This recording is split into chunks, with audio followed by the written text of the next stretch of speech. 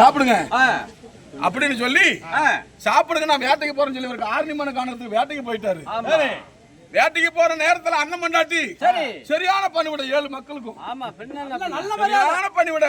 15 வருஷத்துக்கு முன்ன அடிச்ச ஆரியதெல்லாம் புட்டை கட்டி போன ஆரியது கூட இந்த இதெல்லாம் கூழு காய்ச்சி குடிங்க, குடிச்சா குடிங்கலாம் கிளம்புங்க அப்படின்னு சொல்லி சரியான கொடுமைப்படுத்தி விட்டா. அதனால இந்த கொடுமை வந்து அண்ணன் சொன்னா அண்ணன் மட்டும் குடும்பம் கெட்டு போயிருமே. பெருசங்கட்டி நான் போயா தந்தோம், அங்க சண்டை பண்ணி வந்தோம். எந்த முகத்தை வச்சுட்டு பெருசங்கிட்ட போறது? அண்ணன் மட்டும் சொன்னா அண்ணன் மட்டும் கொடுமை சண்டை. அதனால போற பக்கல ஒவ்வொரு பிள்ளைங்களா கிணத்துல போட்டு கொண்டுபிட்டு நாமளும் ஒரு கிணத்துல விழுந்துடலாம் அப்படின்னு சொல்லி அண்ணன் சொல்லாத புறப்பிடிச்சு தங்க. அப்ப அண்ணன் வேட்டைக்கு போயிட்டு வந்த உடனே நம்மளாட்ட ஆளுக்கார மாதிரி பண்ணையத்துல வேலை செய்யறீங்க, என் தங்கச்சி வந்து எங்க என்னோட சேர்ந்து பிறந்து வந்தாலும் எங்கடா அப்படின்னு கேட்கும் போது, ஐயோ சாமி உன் பொண்டாட்டி பண்ண கொடுமை இவ்வளவுதான் தாங்க முடியல, போதாத ஒரே சாட்சி உன் பொண்டாட்டி பண்ண கொடுமை இவ்வளவுதான் சொல்லி தாங்க முடியல, அதனால அண்ணன் சொன்னா சண்டை வருமே, நம்ம போய் சேர்ந்துக்கலாம் ஏதோ ஒரு பக்கம் அப்படின்னு சொல்லி புறப்பட்டாங்க சாமி அப்படின்னு சொல்லும் போது, அப்படியானா என் தங்கச்சி நான் போய் தேடி பிடிக்கணுமே அப்படின்னு கானகத்துக்கு தேடுற நேரத்துல ஒவ்வொரு குழந்தைகளா கிணத்துல போட்டு களத்துல இருக்கிற மாங்கல்யத்தை கழட்டி கையில வச்சுக்கிட்டு, அடியா மாங்கல்யம் என் கட்டண புருஷனுக்கு கூட அந்த மாங்கல்யம் தெரியக்கூடாது, நாங்க 2 பேரும் சேர்ந்து பிறந்த சேனப்பால் உண்ணோம், கூடி பிறந்த கூட்டுப்பால் உண்ணோம் நானும் எங்க அண்ணனும், அதனால எனக்கு தாலி கட்டின கணவனு கூட அந்த தாலி கவர் தெரியக்கூடாது, எங்க அண்ணன் எந்த வழியிலயும் எனக்கு தலைவிட்டு வருவாரு, ஏன்னா நாங்க 2 பேரும் அப்படி வளர்ந்தோம்,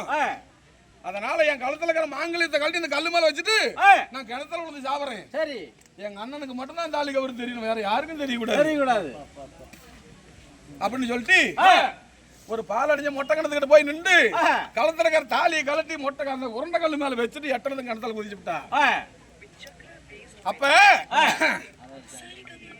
இந்த கானகத்துல தலையப்பட்டு ஐயோ என் தங்கச்சி காணமே, என் தங்கச்சி பெற்ற செல்வங்களை காணுமே அப்படின்னு எங்க ரவி அண்ணன் மட்டும் குடும்பத்தை சொந்த பந்தமெல்லாம் அழுவுது. அதே மாதிரி அந்த நல்ல மகாராஜா அழுந்து புலம்புறாரு. அழுந்துகிட்டு இருக்கிற நேரத்துல ஒரு மொட்டை கிணத்துட்டு உருண்டை கல்லு மேல தாலியாக்கப்பட்டது கழட்டி வச்சிருந்துச்சு. ஐயோ இந்த மாங்கல்யம் தங்கச்சி காலத்துல வேண்டிய மாங்கல்யமாச்சு, என்ன கல்லு மேல கது என்னவா இருக்கும் அப்படின்னு போய் தாலி எடுக்கிறதுக்கு முன்னாடி போய் கிணத்து எட்டி பார்த்தாரு. மாண்டு மடிந்து இந்த கூந்தல் அவுத்துட்டு இப்படி விரிச்சு செத்து போய் தண்ணியில மிதந்துகிட்டு கிடக்குது. ஒரே முறை குடிச்சு போறேன்.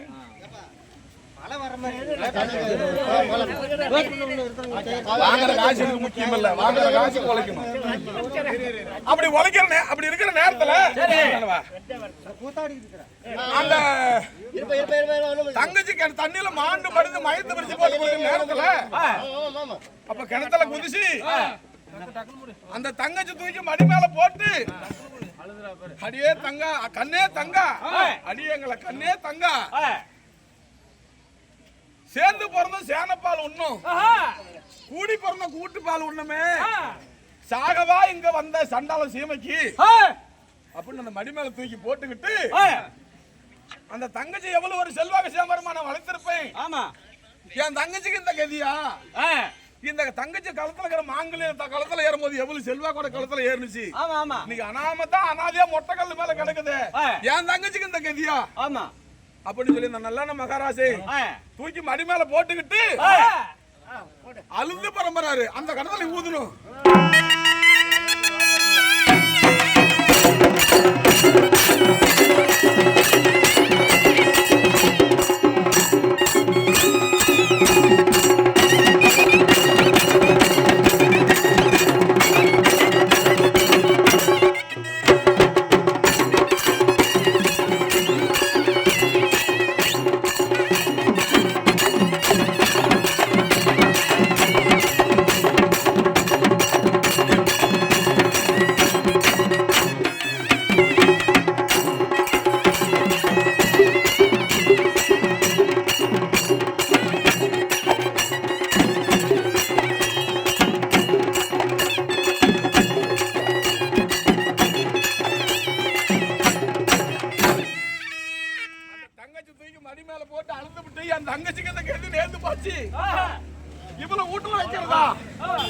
இன்னைக்கெல்லாம் வந்து தங்கச்சிக்கு ஒரு சீல் எடுத்து கொடுத்தா கூட வெடி வெடி பிரச்சனைக்கு முன்னாடி சண்டை.